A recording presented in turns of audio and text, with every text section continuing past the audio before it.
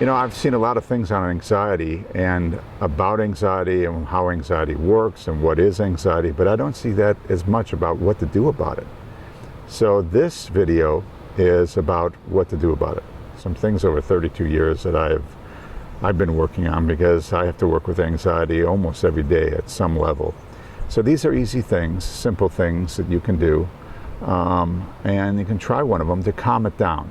It's progress, not perfection, guys. So we just want to do some of it. Sometimes the best thing I can do is take a walk. I mean, whether it's on a treadmill or if it's outside. Outside is better, but walking burns off adrenaline. And adrenaline is what you want to burn off. So you don't have to walk fast, just the amount of time. And it also is some movement in your body. Sometimes I need comforting words, and I don't have a person to give me comforting words. So yeah, I have to turn to books, which is fine, but I can't read much when I'm in anxiety because I got too much going on in my brain. So I need just short phrases, just short slogans. Any of Wayne Dyer's books. This is The Power of Intention.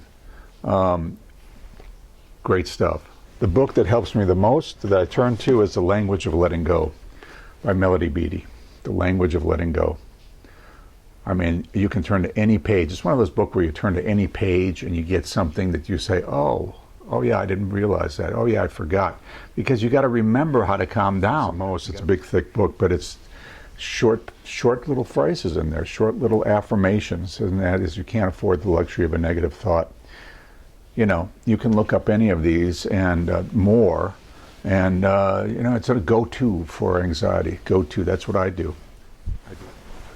Many times, I just need to lay down, just for a few minutes. You don't have to lay down for a long time, but lay down for a few minutes. I usually don't do it with a microphone on, but you just lay down to calm down. Lay down to calm down.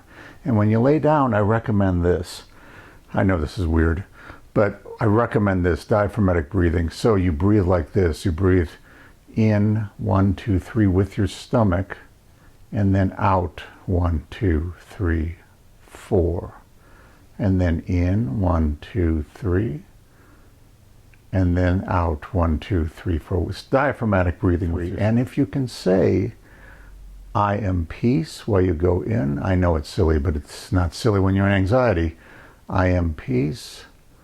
And then out, I am calm. Say it in your head. Always breathing with your stomach. I am peace. I am calm. And you'll see, you just make a shift in your body just by laying down, just for a few minutes. I'll tell you, a first aid tool that I've been using since 1983, when I started to recover from OCD, and that's ongoing through all those years, is I've been keeping reminders, either on a post-it or on a recovery board like this, or affirmation board, whatever you want to call it. But these are mental reminders, because when anxiety hits, it can hit so bad that your brain forgets all the stuff, all the therapy, all the spirituality, all the slogans, all the recovery things. Some good words. This is very important. I start by doing what is necessary, like ERP. And then I do what's possible. And you can always challenge OCD to weaken it. You can always challenge OCD to weaken it. And then suddenly you're doing the impossible. Well, for me, it's what I think was the impossible, but it's always possible. OCD and anxiety always comes in the form of a question. What if, what if, what if, what if, what if? And I refuse to answer it. I refuse to answer the question, because OCD always lies. So it always brings in doubt and all those futurizing what if questions. If you're going to answer it at all, I've learned to answer it with, I don't know. I don't know. If it's going to bully you with those questions, I'm going to bully it right back and say, I don't know. I don't know. That's interrupting the thought. Here's one from my good friend Sharon Davies from the OCD Treatment Center in Taunton, England. If a thought doesn't bring me inner peace, I don't follow it. That's managing your thought. That's retraining your brain. That's all that neuroplasticity of refusing to follow the monkey mind. This is a big one for me. Every time I challenge it, I come out feeling better, much more normal, whatever normal is, but it's a feeling of not anxious. I'm not futurizing much at all, and I feel more creative and alive. Every time I do ERP, every time I challenge OCD, I weaken it, and I feel better. This is probably the most important one. One moment at a time. One moment at a time. Stay in the present. Be here now. Do what's in front of you. Do the next task. Just take it easy, gracefully, one step at a time. One baby step at a time. It means all of that, one moment at a time.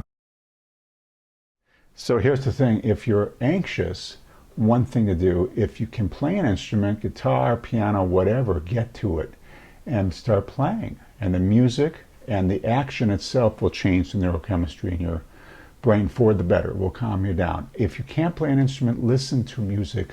Listen to music. That is really, really calms you down. And listen to music that feeds you. Listen to this.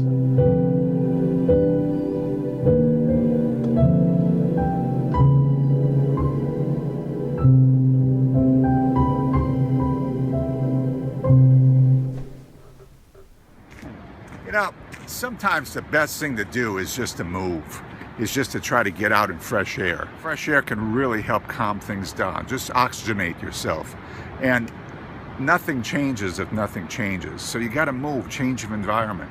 So we're blessed to live by the ocean. So I take a walk by the ocean, but it doesn't have to be there. It can be any place. Just move, do something, and you know you can do it.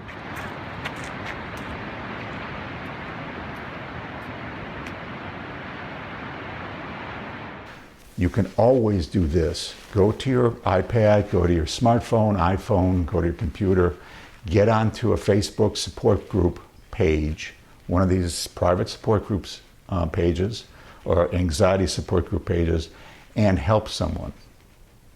Help someone. You'll see a thread there with people that are having anxiety attacks just like you are. And there's always someone having something worse than you are.